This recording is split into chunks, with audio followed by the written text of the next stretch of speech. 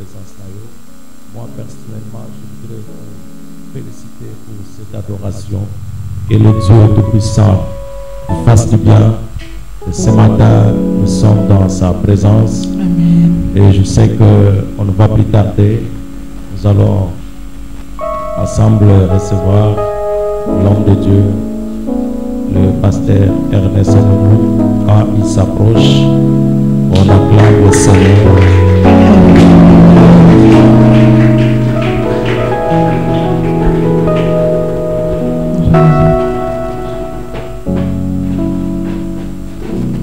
Merci. Alléluia. Alléluia. Amen. La Pamboli Nzambe pour la présence nayo. Naza surtout frappé pour la papa Nabiso en la clé. Merci pour la présence de papa. Dans la mon côté, la mon pasteur sur Basimbi Motem. Amoni pas qu'à côté. Merci. Toye vraiment à côté à té. Mais il y a un peu sur moi éclaircissement mon comme qui je crois écho sur la police. Pour kangi misna biso na bondeli. Le coup moi je ne pas inayon kolo na milimo Yesu Masia Nzambe na bomo. Nzambo banda ki Seigneur kozo continuer na biso. Moment o asengi lisusu Nzambe na yo e basusu ko dominer espace nyonso o tenzinga nzinga na biso. Molimo na yo akamba ngai na loba kuute pai na yo pona délivrance et édification libota na yo. Kolo na milimo soit contrôle en tout et pour tout pour la gloire na yo na kombo Yesu Masia ndeto bondeli petolobi. Amen. Oui, Zambé vraiment à Pambola Bino. Zamba Pambola Bayembi, merci. Merci pour le protocole, merci pour le département presse, merci sécurité, merci na basal na Zambé. Merci na bisonios auto se retrouver na Esika Oy. Esika bana na Nzambe basangani liloba na Nzambe ezanga kate. Éclaircissement na zopesa eza par rapport ya bakomi na Nzambe. Proverbe chapitre 29 verset 18. La Bible déclare: quand tu n'as pas de révélation, le peuple est sans frein. Pour dire quand tu n'as pas de révélation, le peuple sera dans le tâtonnement. Quand tu n'as pas de révélation, le peuple sera dans la confusion. Quand tu n'as pas de révélation, le peuple sera dans l'ignorance. La révélation donne la précision de faire des choses. Alléluia. Alléluia. Dans le domaine de nyonso ya vie, esengeli mutu azwana emonise. Révélation et kopeso précision ko yebe siko zokeni. Pour lelo ekolobake ligna kende na kingasani. Il faut dans la révélation ko yeba ka kingasani ezane sika tel pour permettre yo oyeba esika dino ko transport ya kingasani. Mais ce que dans la révélation ko yeba sika direction kingasani se retrouver te on se retrouve dans arrêt oyo babisa kingasane yakate et on vanda wana pe olembi on se décourager ozongi ou échouer parce que tu n'aurais pas la révélation où se trouve kingasane pour chercher ou prendre les transports. Nenge moko na musala autre que ça. Diga na révéler choses cachées moko peut-être pour la biso basal na Nzambe peut-être on comprend de tes marches autre que ça. Nous avons un problème très sérieux la commune na biso ya Kintambo. Pour dire que la première sorcellerie a été pratiquée dans la commune de Kintambo. Parce que c'est la première commune. Donc pour dire que sorcellerie, la ville de Kinshasa et Bandaka na Kintambo. Misala ya mabe Bandaka na Kintambo. Makambu nyonso et Bandaka na Kintambo. Yangozo mona, babiloko ya malamu pe ya minene. De la rare et c'est retrouvé dans la commune de Kintambo. Nyonso et Bandaka na Kintambo.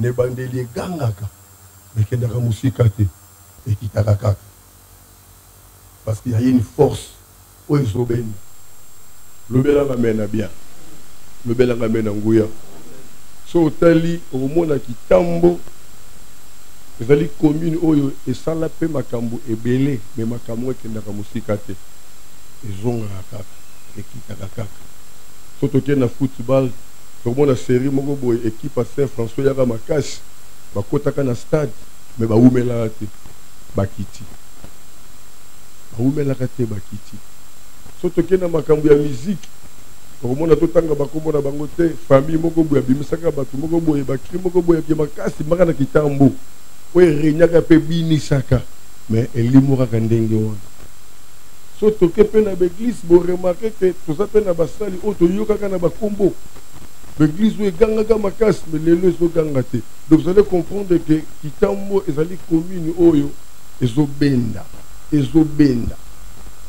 so totali baflate ya minene oyo eza na kitambo tokende na baréception totala bato bakotaka na baflate wana boremarke plus ezalaka bato ya libanda ya kitambo so toke même na alimentation awa ya monene towana yango harmonie shop kende depuis ntongo landela bato nyonso bazokota oremarke ke mingi ezalaka bato ya libanda soki otali stade na biso velodrome okomona depuis stade wana esalema kitambo esalaka jamais baactivité ya minene na stade na biso mais bokende na bacommune mosusu na bastade na bango mpona bamanifestation ezala chrétienne ezala tout kitambo eza bloqué lelo nzambe apesi biso vision ya kosala croisade la commune Kitambo.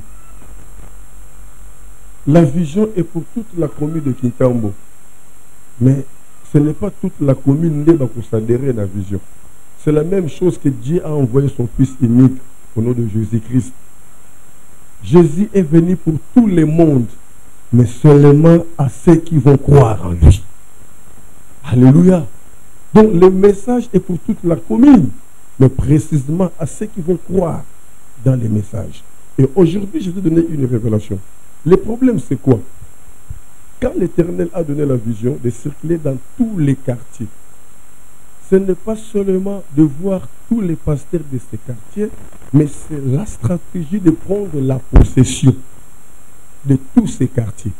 Parce que Bible Zolo est-ce que beaucoup de makolo la bino et si kawana ekopé sa la bino. Alléluia. Nous sommes peut-être muke na mukanda na biso na Josué chapitre 6.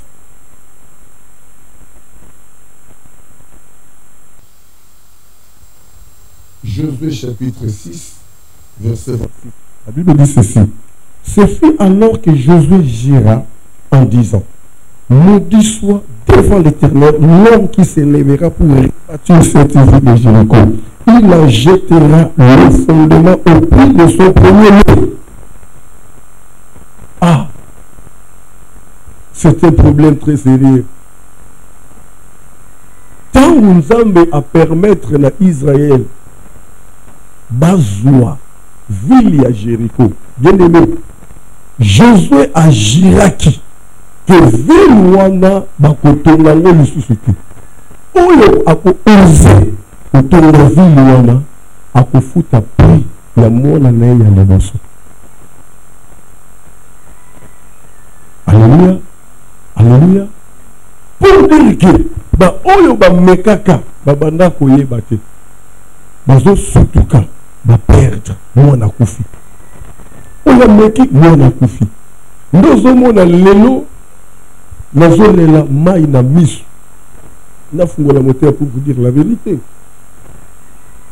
Nakendaki na conférence moko ya basali na Nzambe, j'avais vu beaucoup de choses na solo na basali na Nzambe nalobi tout s'entraidaka entre nous par rapport à les différentes grâces au Nzambe apesi biso. Il y a des choses cachées même dans nos églises où essaie la révélation. Peut-être biso toi la grâce à toute la révélation. J'ai dit aux hommes de Dieu, c'était en 4 minutes. Ma femme est la prophétesse. Nous pouvons prier ensemble pour chercher des choses révélées, des choses cachées, même au sein des églises. Ça a été un moyen de mettre au service des autres la grâce que l'Éternel nous a accordée. Mais les hommes de Dieu, comprenez qu'il y a Tant réunion Sili, le bilan de la réunion, le pasteur m'a dit ça. Oh, t'es bah pasteur, bah lui qui est pour vanter moi aussi. Je pleurais. Je pleurais. Je pleurais. Quand tu n'as pas la révélation, le peuple est sans frein. Il y a des choses où tu occupes comme là, mais moi, tu le bango zate. Moi, tu le bango zate. Il y a eu un pasteur à Salah qui a accident. Dans la commune de Kitambo. Et j'ai senti que l'église venait Minganaki. Mais qu'est-ce que soit pasteur Rwanda? Est-ce qu'il n'y a pas moyen de faire un espace moko à taille pour ça d'avoir une intercession là-bas, dans la motivé? Oh non, non, non, non, non, on va dire qu'on va pas évoluer. Non, non, pourquoi le pasteur a refusé? Pourquoi? Pourquoi? Il y a un pasteur, mon chute de l'eau-folle. À ça, la croisade, mon en plein air, là-bas, là-bas. Maintenant, le pasteur, on a dirigé l'intercession. Pasteur, on a la croisade, on a la côté de l'équipe intercession. De folie, là, il y a un dab, on a beaucoup de pays, on a beaucoup aidé. Pasteur, là, il y a un dab, on a l'intercession, on a conduit l'équipe intercession. Mais il y a eu une révélation. On nous a appelé ça qui est à travers mon sacré Esther Mongo. Ayaki nanda kuto sololi nzamba sakoli pona ye aibisi tala il faut boyer tout ça. Et les pasteurs avaient résisté, avaient refusé. Et après quelques temps, l'église est koufa. Achille de l'Eau-Folle, à Teka église. Il y a eu encore le pasteur Alex Mukendi, na Boudjala. Avec une convention, comme on est dans la salle qui na Boudjala. Et na senga qui est ceux qui ont participé au département d'intercession. Et Andimaki, n'a pas d'intercession. Il y a eu le pasteur John à Lusambu Nassé. A Ben Senga, il a été parce que ça a été bien été. Quand on a été une semaine, on a découvert qu'il y avait un problème dans la carte de l'église. Nasengi a convoqué nuit de prière, il y a Bassal Nazar. A convoqué nuit de prière et on a pénaillé la équipe nanga to bandi kobonde et na kati na ba prière tu peux découvrir ma kambobele on a koloba arato et yebo passer à quel retard là tout comprendre de oui c'est vrai ça là qui est. Mais nous avons des grâces nga fona bénéficier na bino nga fona bénéficier na bino et le lo onyo so baba nanga baba de la protocole et tout ça mateya on a teyaka Nzamba banga même unité. Nzamba banga même unité. Yabak. On va s'organiser qui va tomber de Badan, c'est le retour de Babel. La somme a été wana. Et papa a la clé. Et monsieur Mogaye bien voté. C'est parce qu'il n'a participé à la réunion là. Mais dans ce qui le connaît, et si mon thème n'a pas comment qui base partout dans le tambour, et comment qui référence. Tout le monde a marqué belé, mais tout le temps pour la kobenga to kopeste ben tout ça ba pasteur. Il y a eu un pasteur qui te fait une invitation à te dire par maloba que tu vends dans libanda na pasteur soba. Tu vandi tu lembi après tout le monde attendre libiso moana pour moi on a aïe sabi surtout qu'il est toujours na vendredi. Tout le monde m'a belé. Mais moi je pleure. Cette vision que l'Éternel m'a donnée, ce n'est rien pour chercher la gloire. Rien. Je n'ai même pas l'intention de gagner, de bénéficier, je ne sais pas moi. Mais souci, Isaac est tous dans la bombe pour puisse au basalaza. Bateau bazan a révélation te, bako bungi sabana na bango ya liboso, car bako linga batonga miroir. Le nom de l'église est belé, mais il y a un problème à cause de l'église. Quand on a c'est Josué chapitre 1, verset 3. Et si on tient ma colonayo, et si on est coupé sa mélayo, ce n'est pas théorique. Ça ne doit pas se faire théoriquement. Pour dire que vous devez vous imposer. La conquête, c'est un combat. Vous devez combattre pour conquérir. Et aujourd'hui, je voudrais faire voir aux gens que tant que tu dans le quartier, tu as gagner le pasteur à quartier, mais tu as la possession de la quartier. Le bisika tu as pensé que tu as des sans-âmes dans le quartier. Et comme la vision est venue de l'Éternel, bien aimé, à la fin des choses, nous verrons ce que l'Éternel va faire par rapport à sa vision à lui. Parce que Ernest n'a rien à voir. Alléluia, Église. Alléluia, Église. Et Seigneur, tout sangana na bomoko. C'est vraiment important. C'est vraiment important. La Bible déclare, Hébreux chapitre 6, verset 10, il n'est pas ingrat pour qu'il oublie. Nyonso to sala pour l'intérêt na yenzamba bosa na rangote. Et qu'on a mon côté yanzambe pour la. Qu'on a nyonso bota mbuma. Surtout c'est découragé. Dans la Bible, Luc chapitre 1, verset 13, Nazoka moi, et c'est que Gabriel a vu sa Zacharie, Obangate Zacharie, Nzamba yoka ki lo sambo na yo, moi si na yo Elisabeth a kozwazem. So on a mis toutes les questions. Dans le moment où on a déjà Elisabeth a kobaki mobange. Parce que prière en moi seulement qui depuis mboula.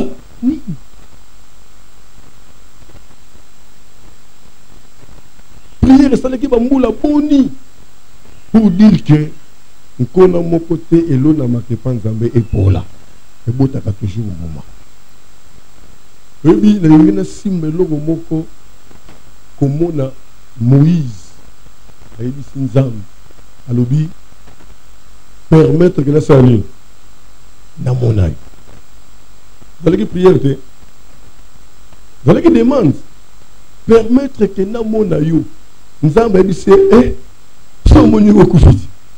Mon côté pour mon anga azalana bon. Je crois que Moïse a coufa peut-être un regret. A coufa peut-être un regret. Mais nous avons même après la mort pour exaucer prière naïe. Parce que Bible dit que Jésus-Christ n'a Gethsemane, esprit à Moïse n'a Élie et Bimaki. Et en ce moment-là, Moïse a monaki Jésus. Or, dans ce moment, il y a sur le bac qui a moni la Seigneur. Amoni papa. Pour dire que partout aux autres tambours, ma prière aux autres salles, aux autres lona, aux autres résister ma prière. Alléluia. Alléluia. Dans la moi exhortation moukier, je vais nous partager entre vous et nous. Vous avez la pambola bino. Yango na pambola ba papa ba vandia. Mugolo nzamba ko permettre de se retrouver à ko sangisa biso ba ebele. Pour pesa penda révélation mo ya bien oyo ko sunga biso. Quand on a côté retraite, on peut se vision haut. Ma belle qui tambo et ça ma belle autre finga abissonios. Qui tambo kauka, qui tambo kemba, qui tambo za cimenté. Pour l'on a qui tambo pour souffrir. Nzambe vision boy. Na mesana ko sala séminaire l'église nanga, est-ce que nazo kamba béni de Dieu. Na sala ba séminaire ndenge na ndenge, ba service ndenge na ndenge. Bongo nzambe pourquoi tu lo ba ya mbaloyo?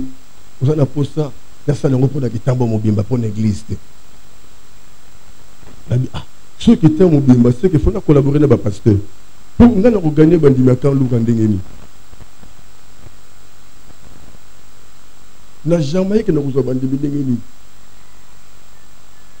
Bah fait faut nous tambour ndengeni. Quand on a bandi ko bonde là, likambako kamwa na vision nanga. Na lo lenge nanga na sa la kamakambo et cause la difficile pour na ba pasteur ba ko soutenir na ba bien et cause la difficile to ba na réunion de 9h mais ngana ko ba déjà 8h déjà na za au plus tard 8h30 na otambola ba quartier nyos na ba protocole nanga na sécurité nanga na presse nanga na ba yembi nanga déjà 8h30 aux awana to ça l'intercession 9h to démarrer. Le lobby sur le pasteur, ton message, réunion à 9h, photo à 11h. Réunion à 9h, photo à 10h30. N'a pas dit comme ça, Nzambe. Si vous avez un pasteur, n'engeni au bakotambu sa vision. Vous savez pourquoi on a pas dit comme révélation? Nzamba tel ce qu'il a papa au soba. namoni David Mbosso na Jérémie Nitu Jamba lobi na ngai tambola na bango tango na komona attachement ya papa oyo na adorer nzambe nabiki nzambe atikala kokosa jamais parce que papa oyo nde tozotambola naye na kati na évangéliste lokola bana mike lokola bandimi tozokota partout bayambi biso barejeté biso totambolaka na ye e na makolo kote ya rai nga kuti na lembi ya otindika nga te tokoma kaka wana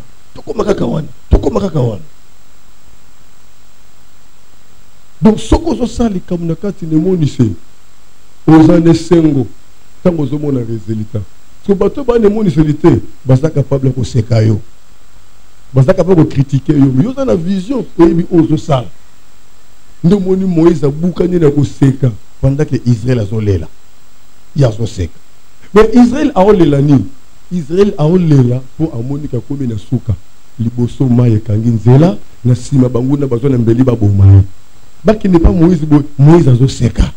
Pourquoi Moïse azoseka? Parce que a la révélation et sera commis na stade wana eza mo onzamba kotalisama moni différence yango wana nzambe yebisinga Ernest nazotambuso na bakartier ka po sangisa bapasteur te po makolo na yosani enyata bakartier wana baya te yosoko nyati pambolanga salini kende.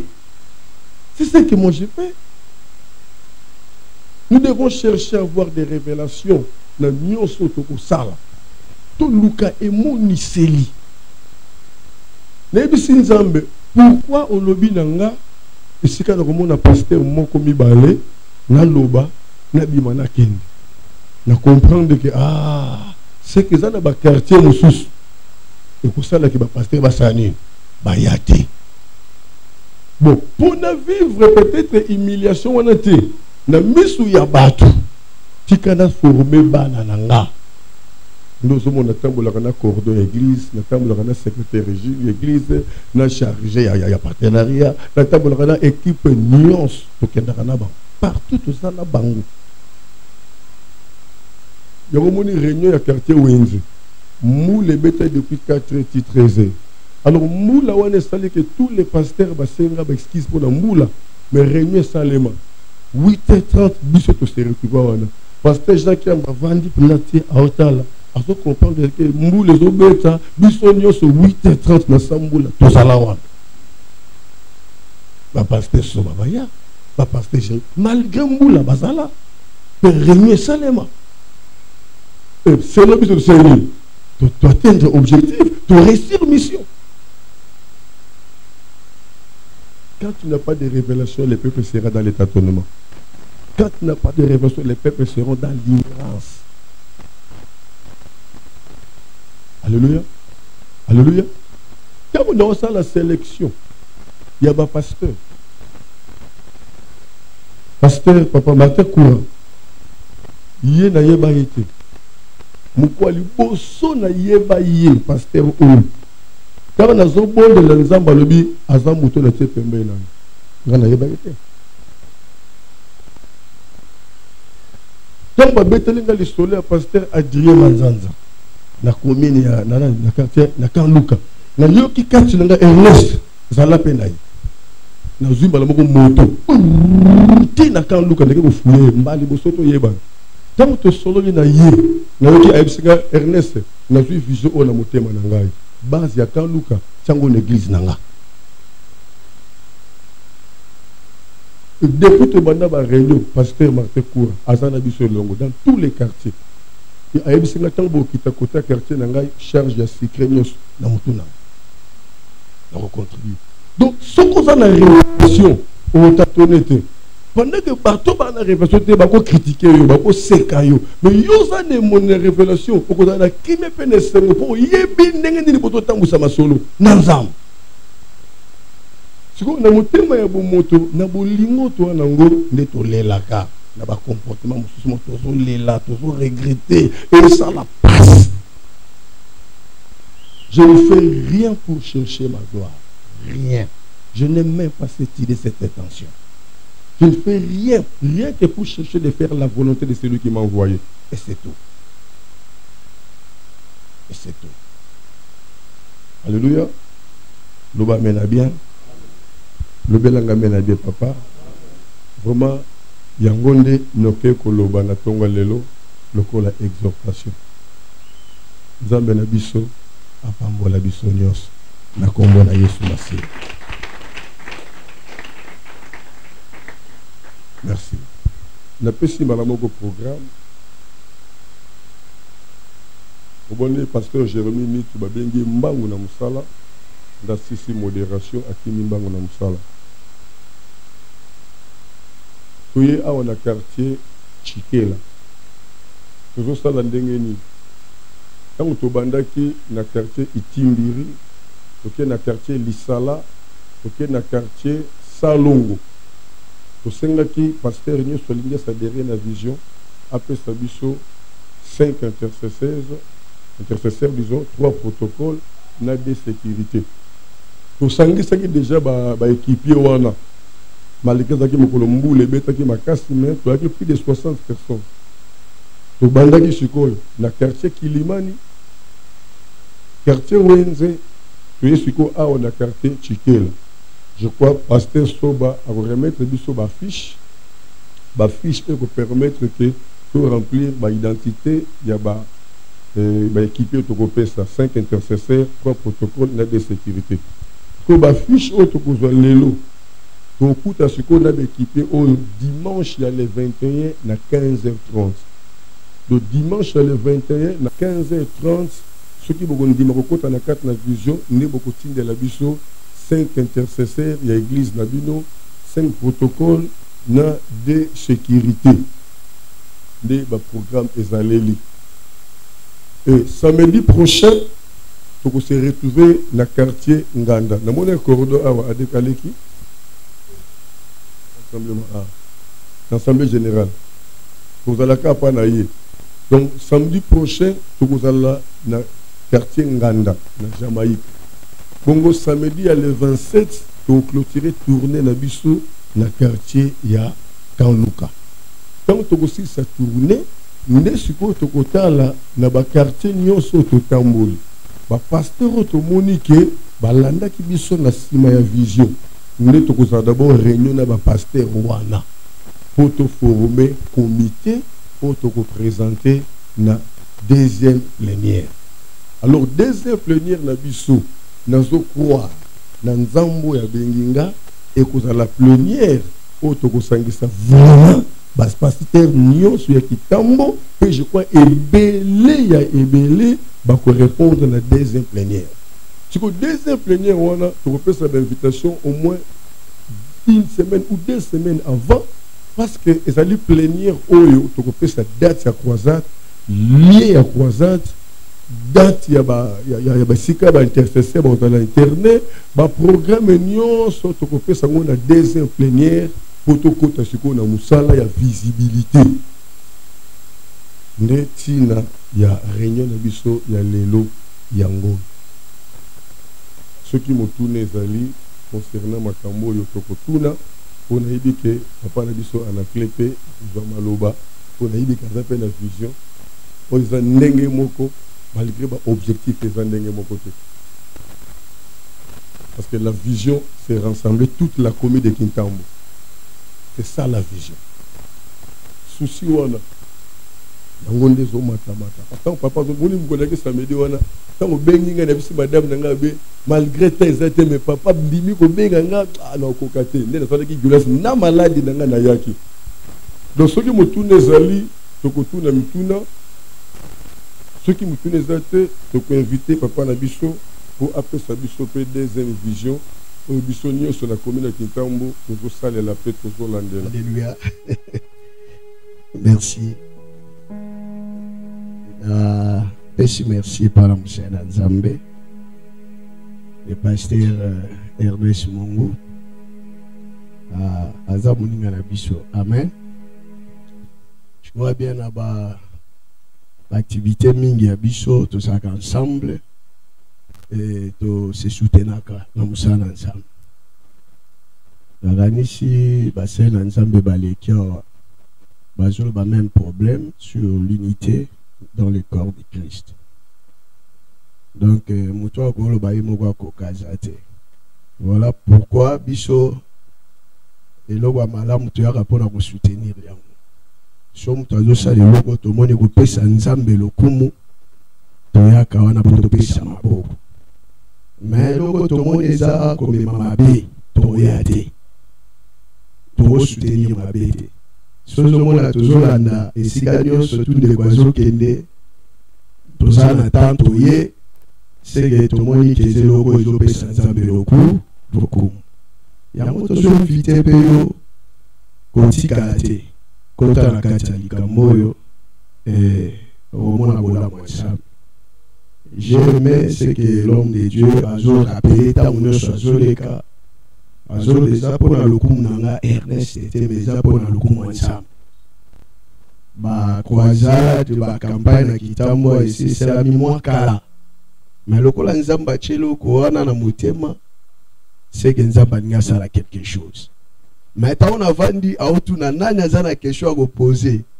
Nana ka saki ata mutu moko ko telema poser. Po ezaba question aussi tokuta ina ngo pa kutani na ngo. Évangéliste siko yo bato yo gagner na croisade wana ba okende opi.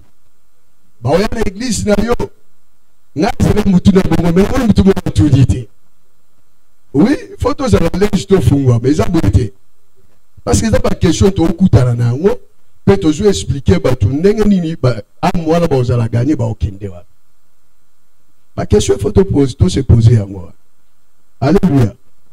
Oui, parce que tout muso ko yo bola kisike azala biso mais la sa mutema atangwa ozonga c'est que ba amwa na ba okende na église de béni de Dieu. Donc to salele musala, OK ça bongo te. Alors ba question tout n'a pas expliqué que ba amo ba go gagner on ba go kende. Est-ce que question pour go japon quand il a vu ça? Est-ce que comme ça ozomo ba musuba kena musika bongo ba flam de kokota nende go moko po sala musala nzambe ye exigera il faut ba futa pasteur. Ce que nous avons fait, c'est que nous avons besoin de il n'y a pas un pasteur le là. Alléluia. Il y a des choses, monsieur. Bon, il y a les gars à niveau, monsieur. Pour que nous soyons il y a un zambe, nous avons mais d'association. Et bon. Peut-être, tant monsieur, si on doit le bon dans la poche, nous avons dit pour nous faire l'ensemble. Il y a des temps qui dans la quartier, il y a des gens qui ont un sucré. Tu vois qu'il a contribué à la vision. Nous n'avons pas de biche. Alors pour la réponse, soit là, on répond dans la place de la bidoté. Ce que j'ai là qui, on répond, t'es pas beau tout ni on pété. N'a pas de répondre, t'es. À moins que ma personne n'a pas mais on répond t'es. Alléluia. Merci. Oui, il y a une merci. La bataille qui est introduction dans la révélation. Donc, exactement la pasteur Kaba a perçu une révélation. Il y a Makambo, oh, disons Salema, il y a Maluba, oh, disons Lobama. D'abord, même Banananga, je crois, n'inspire pas Bango. Dans le but, les commerce c'était qui n'a pas eu 2000 francs, n'a gagné 3500. Parce que dans le lot, n'a ma belle, où nous avons gagné Sambouma, il y a encore un loni. Bah, en bas, gagner, ce n'est pas pour rien, tout autant dans tous les quartiers. Comité, toko bongisa, et qu'on représentait tous les quartiers. Bah, en haut, toko gagner, toko zalana ba papier auto copé sabango ba ko remplir ba combo na ba adresse tout ça alors to ko diriger bango il y a quartier tel tu es son nom dans quartier tel tout ça au moins dans 5 églises au bokino ko sambela bino moko bo luka église au boko sambela na quartier tel to tindi bango dans tous les quartiers et c'est le Saint-Esprit qui installe bandimi na kati na ba église. C'est ça notre préoccupation. Quand tu côté le misa comité, ce n'est pas Ernest qui va organiser le retien modéré, le offrande, charger non. comité nde et travailler ensemble. Nde toyeba ke mutu boza chargé boye, mutu boza chargé boye. Et tant que ça la offrande, il y aura une commission pour diriger offrande wana. Et à la fin des comptes, tokoyeba biloko toko utiliser, toko zongo ndengeni. Est-ce que nous toko pesa mbongo cash? Est-ce que mususu toko zongo ça toko continue toko utiliser mbongo après événement, on ne sait pas encore. Mais en réalité, ce n'est pas Ernest qui va diriger les offrandes. Il y aura toute une commission. Et puis ça sera transparent. Ce n'est pas que bon, je ne sais pas. Na croisade beaucoup que non, toko gagner mongo, ou toko dépenser. Non. Et puis bon, c'est entre les hommes de Dieu. Et le pasteur Kaba Lobi na Viva Kiango na 10 ans il y a ministère là. Na nyoko maki. Na pesi papa na ngai cadeau. Parce que ngomé mubimba. Bala biloko, bala batumbi bulu, tout ça. En tout cas, la pasteur Toliaki. En tout cas, pasteur Kaba Nima Toliaki. Toliaki vraiment. Mais à la fin des comptes, réunion au palais de la salle, le pasteur Belé, pasteur Gomoko s'est retiré. Quand on a l'année, pasteur Mora le Belé n'a pas les. Que non, Toliaki quand même consistait dans la réunion, tout ça. Après événement, il fallait qu'il y ait évaluation. On peut s'habiller quand même quelque chose. Or, on a pensé évaluation. Mouta boya que c'est l'évaluation, c'est pasteur Soba. Pasteur Soba, il y a l'évaluation pour payer sa rapport au nanan. Mais le pasteur Baloba qui n'a pas dit non, il fallait qu'il appelle ça quelque chose. Pasteur Soba, auto silikamakas. Tu connais pas pasteur Moko. Pasteur, on a dit pour les abi oh ils ont quitté un mot. So nous ça likam, c'est confier na ba na yo. Ko se confier na biso à pasteur ti. Toya en hypocrisie. Au comme on a biso na réunion to yé, mais jour to yate, peut te permettre te to tinda ba na biso nyoso baya. Abine tinga. Non, tinda ba na nyoso te. Ata pasteur Sobo zomono, ako tinda te. Ah. Pasteur Sobo tinda te, abi ngala ko tinda te. Pasteur Soba c'est les gars qui Abisouri routine tes aïeux mais zangate papa n'a rien clé pasteur Zobelo en face à l'obelinga en face qui n'a pas l'ingate que ça la croisade n'a zanin n'a tinde le bas n'a gagné sobaken donc soit toujours partager boyer ils ont vraiment bien pour se soutenir c'est vraiment important quand on a au moins papa n'a biso en clé non, on a ce comme ici, aïe, qu'on honorer Bissot. Et ça, l'inga penda bien. La base de la pasteur, allez, aïe, mais la monnaie, yo mogoye. Et ça, l'inga vraiment bien. Et le bassou que pendant. Ceux qui étaient, je crois, toko clôturer na Bissot la prière. Papa na clé à swingi Bissot. On délit pour la Bissot.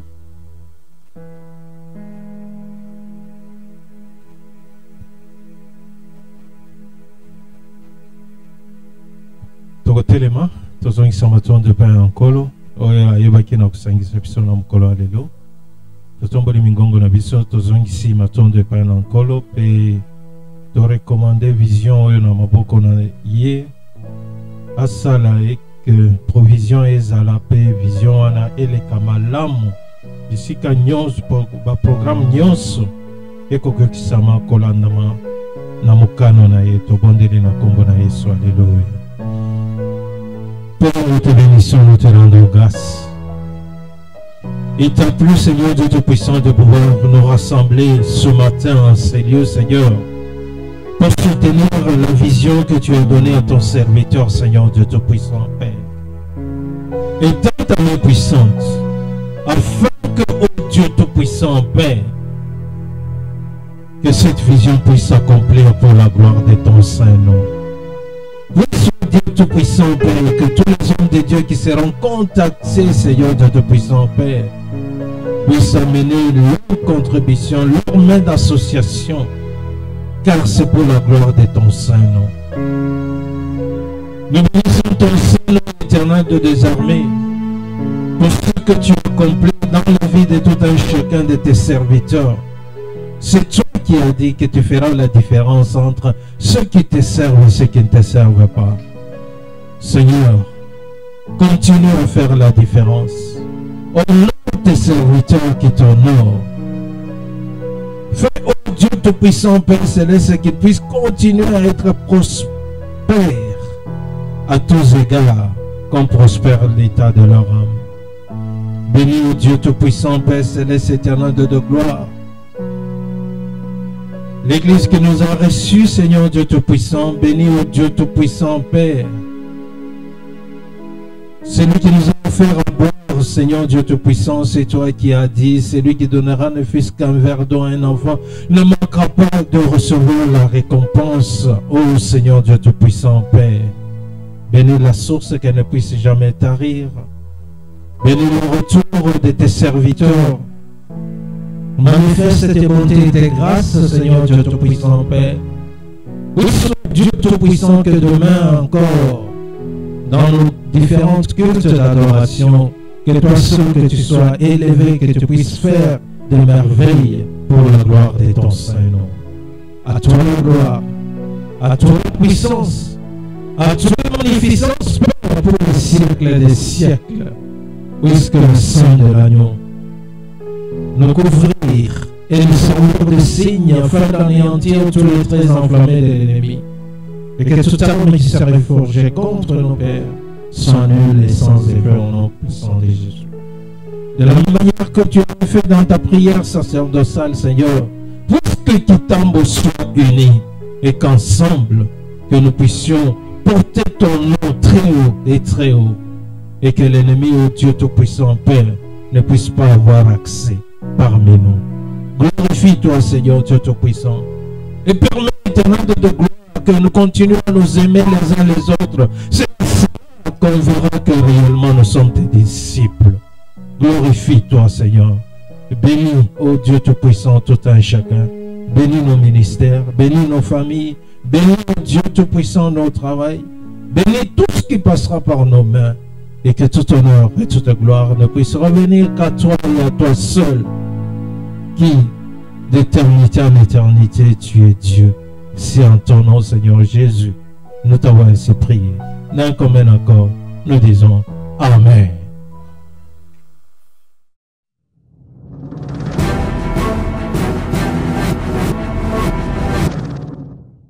Shalom fidèle à Ben de Dieu TV. Oui, nous sommes encore le long de la 4 car il y a tourné na biso ya ba réunion préparative où ils ont préparé croisade na vision où on s'en appelle qui mon na l'évangéliste Ernest Mungu et que ça na Kitambo. L'autre c'est la 5e réunion na biso, tous allés na quartier Chinkela na église à Temps Nouveau, place où personne na biso soba azali visionnaire na avenue Kimboala numéro 41 bis je crois, c'est là où nous sommes na Temps Nouveau pour na ko ça va tourner à ba ya réunion na biso. On continue na ba question, tu vas ba impression ba pasteur au ya quartier Chinkela va se présenter, tu vas comment est-ce qu'ils ont accueilli cette vision, quel est le rapport na kati ya croisade oh parce que l'autre tobi que ba croisade de Samasu té na kati ya commune na Kitambo bien na kati ya ville ya Kinshasa. Alors avec eux tonto ba apport na bango na kati ya croisade auto que to ko na ba impression na bango bongo tozongela bino pona ko silisa. On y va. Bon, je réponds au nom de révérend Patrick Lekoki. L'église, c'est dans la même commune, dans la commune de Kitambo, juste sur l'avenue du Sambo, numéro 111. Le nom de l'église? Le nom de l'église, c'est Mimek. Mimek veut dire mission mondiale d'évangile pour Christ. Nous avons une mission qui est conforme à la parole de Dieu, d'aller gagner les âmes. Et en plus, non seulement de gagner, mais de former et d'envoyer les âmes pour aller chercher les brebis perdues. Dieu a donné une vision à l'évangéliste Ernest Mungu d'organiser une croisade pour la commune de Kitambo. C'est-à-dire toute la commune de Kitambo. Comment vous avez accueilli cette vision? Je l'ai accueilli avec un cœur ouvert, parce que ce n'est pas une vision politique. Juste, c'est une vision de Dieu. Parce que les soucis de Dieu, les soucis de Dieu, les soucis de Jésus lui-même sur la terre, c'était de gagner les âmes. Si c'était une vision politique, je ne peux pas m'adhérer. Mais est une vision de Dieu. Donc comme est une vision de Dieu, c'est Dieu qui nous a créés. Nous sommes obligés de s'adhérer et de soutenir aussi la personne par laquelle Dieu a donné la vision. Voyez-vous? Donc lorsqu'on combat la vision de Dieu, c'est ça que Pierre a dit. vous ne combattez pas la personne Ernest, mais en soi, vous combattez celui qui l'a donné la vision. Donc, comme c'est Dieu qui l'a donné la vision, je suis obligé de m'incliner et de venir me présenter à la réunion et en plus de soutenir cette vision. Non seulement spirituellement, c'est aussi financièrement. Donc, c'est important. C'est la vision de Dieu, ce n'est pas sa vision. C'est Dieu qui lui a donné ça. C'est que si Dieu lui a donné la vision, d'organiser une croisade avec Tambo, c'est pour un objectif, s'il vous plaît. C'est-à-dire de gagner des âmes. Parce que les soucis de Dieu sont les âmes, ma sœur. Ce n'est pas l'argent. Ce ne sont pas les bâtiments. Les soucis de Dieu, de gagner les âmes et de préparer une église. C'est-à-dire que de préparer une église qui sera enlevée. Parce que c'est que l'église attend pour l'instant, c'est l'enlèvement. Pour que cette église soit enlevée, il faut laisser ce qu'on appelle une information. Une information sur une information exacte de la parole de Dieu. Parce qu'aujourd'hui, il y a beaucoup d'aventures. Il y a tant des aventuriers. Ces gens-là prêchent n'importe quoi. Mais si vous regardez toutes ces prédications, si vous prenez les arts des apôtres n'ont même pas prêché ça. Donc, moi, j'ai aimé la vision. Je suis dans la vision. D'ailleurs, c'est mon frère, non? Celui qui m'avait resté à Guitambo. C'est mon frère. Pourquoi de les combattre? C'est mon frère.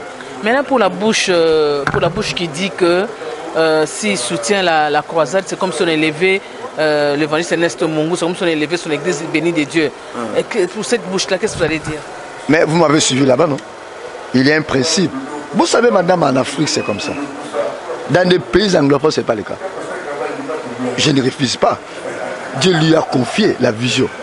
Mais si je soutiens mon frère, s'il est élevé, si je soutiens la personne qui est élevée, la personne est bénie, automatiquement, un jour, Dieu se souviendra de moi. Donc, vous savez, dans ce travail, moi, je suis des KDC. Vous savez, dans ce travail, il y a beaucoup d'histoires. Voyez-vous, le pastorat, ce n'est pas d'être chef. Être pasteur, c'est l'apostolat. Être pasteur est une charge. Être pasteur est une responsabilité. Voyez-vous, nous ne sommes pas là pour servir les gens, mais pour servir le Seigneur. Mais pourquoi d'être contre le pasteur Ernest? Et c'est le pasteur Ernest a parlé dans le nom des politiciens. Il fait l'allusion au nom de Jésus. S'il parle de Jésus, pourquoi moi, le coquille, de combattre cette vision, de dire que non, si vous allez là-bas, vous serez tous... Non, c'est-à-dire que, comme dans notre département, on dit, si vous allez là-bas, ils vous considèrent comme ces béquilles. Non. Mais si Dieu me considère comme votre béquille, où est le mal? Où est le mal? Regardez, madame, l'histoire des apôtres. Jésus a pointé un apôtre par qui Jésus lui avait remis quoi? La clé. Mais c'était Pierre. Parlons un peu de Jean. Jean était aussi un béquille pour Pierre. Est-ce qu'un jour Jean avait dit que non, Pierre n'a pas parce qu'on retombe là. Parce que Jean défendait un seul nom. C'est le nom de Jésus. Bon, si je suis de défense, où est le mal maintenant? Lui parle le nom d'un politicien. Non, ça ce n'est pas une bonne thèse, c'est diabolique. Voyez-vous, je vais vous donner une thèse dans la Bible que je vais préparer dans 2 ans. Job chapitre 1. Les enfants de Dieu étaient autour de Dieu. Voyez-vous, mais le diable aussi était là. C'est-à-dire que parmi les enfants de Dieu, même des hommes de Dieu, il y a aussi des diables. Hein? Le diable se transforme en quoi? À l'âge des lumières. Donc les gens qui disent comme ça, ce ne sont pas des gens convertis. Faut que ce sont des opportunistes, ce sont des gens qui font le pastorat pour l'argent. Mais nous, on a réussi Jésus à l'époque de Mosadine. Ce qu'on voit aujourd'hui, c'est impossible que nous voyons. Voyez-vous? Nous ne sommes pas aujourd'hui. Que Dieu vous bénisse. J'adhère. Amen. Je soutiens cette croisade. Amen. Que Dieu vous bénisse. Amen. Merci beaucoup. C'est le pasteur Jean Androu de la cité Bethel, Kitambo, sur Chute de l'UFO numéro 24. J'ai bien accueilli la vision parce que c'est une vision que Dieu nous a confiée de faire de toutes les nations les disciples. Et puis dans cette vision-là, Christ n'a pas terminé la mission. C'est comme ça qu'il a confié aussi cette mission à nous et aussi au pasteur Ernest qui a accepté de nous associer dans la vision. Je suis très content parce que main dans la main, nous allons réussir. Donc c'est ce qui est important. L'union fait la force, comme on l'a dit. Alors je suis là pour ça et je souhaite que Dieu soit glorifié pour ça. Amen, papa. Merci beaucoup. Moi, c'est le pasteur Anaclé Capepula. Je suis pasteur responsable à l'église du Plein Évangile Kitambo. Papa, on peut connaître comment est-ce que vous avez reçu ou accueilli la vision dont Dieu a donné à l'évangéliste Ernest Mungu d'organiser la croisade dans la commune de Kitambo. Comment vous avez accueilli ça? Nous avons favorablement accueilli cette vision parce que ça fait partie de l'ordre suprême que notre Seigneur Jésus-Christ nous a donné. Et c'est ensemble que nous pouvons arriver à dépeupler le royaume des ténèbres pour peupler le royaume des lumières. Voilà pourquoi nous l'avons accueilli favorablement. Tous ceux qui contribuent pour la gloire de notre Dieu, nous sommes partie prenante. Et qu'est-ce qu'on peut attendre de l'apport de Plein Évangile pour cette croisade? Nous lui avons déjà tendu la main d'association. Nous serons là. Nous allons envoyer les équipiers tels qu'il en a besoin et à apporter notre contribution autant possible que le Seigneur le voudra. Amen. Merci beaucoup.